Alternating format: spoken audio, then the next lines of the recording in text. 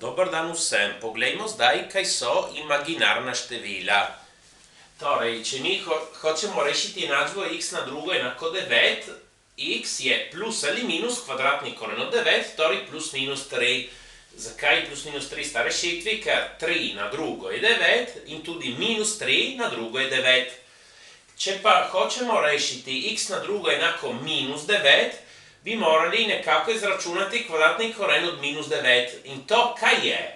Ni 3 in ni niti minus 3. Zakaj? Smo kome videli, ker 3 na drugo je 9 in minus 3 na drugo je 9. Torej, ni ne eno ne drugo. In kaj je? V resnici ni nobeno realno število. Ni nobeno število v množici realnih števil, ki jo poznamo.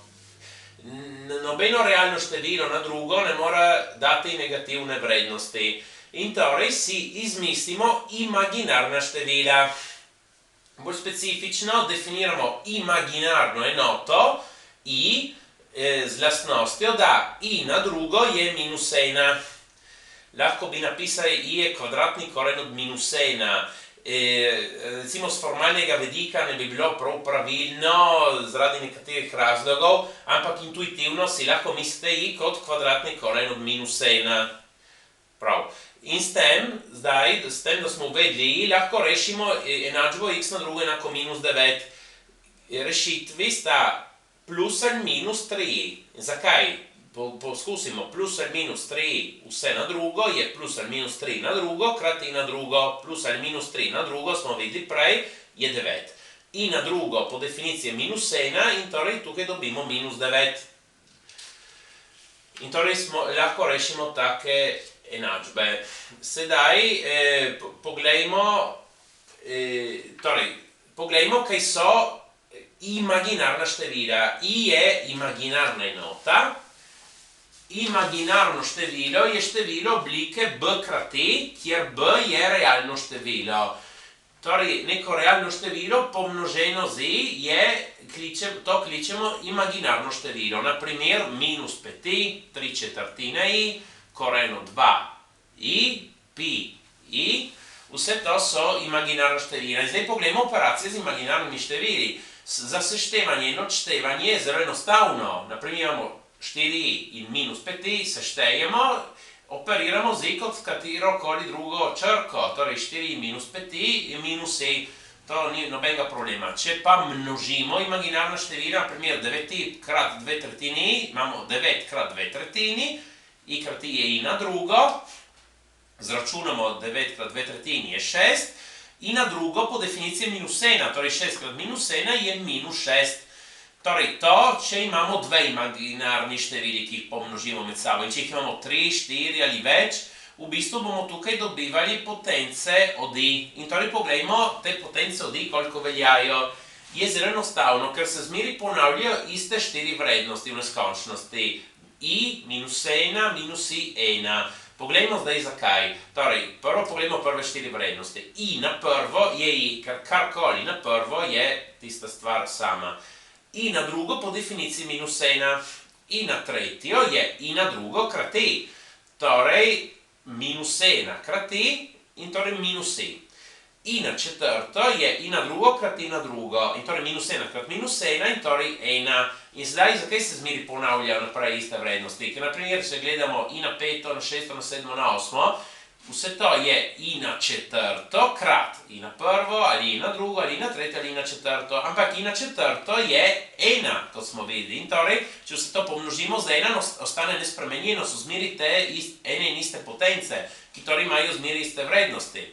In če gremo še naprej, na 9, na 10, na 11, na 12, imamo i na 8, ki množi i na prvo, i na drugo, i na tretjo, i na četrto. I na 8 lahko napišemo kot i na četrto, vse na drugo.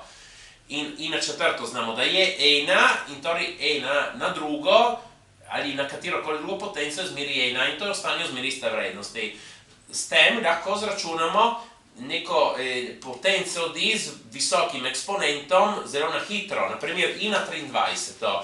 Ta 23 ga moramo napisati kot večkratnik, kot 4 in dodati ostanek. Torej, i na 23 je i na 4 krat 5 plus 3. Če rabimo pravila potenc, to lahko napišemo kot i na četrto, vse na peto, krat 1/3. In torej ta 1/4, ki je 1, zdaj ni važno, če napeto ali na karkoli drugega, bo zmeraj 1. In torej nam ostane 1/3. In torej je dovolj poznati te vrednosti teh prvih 4. Se zelo hitro razumejo.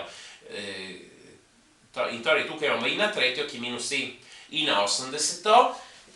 Kot večkratnik kot 4, 4x20, torej 1/4 vse na 20, 1/20 je 1.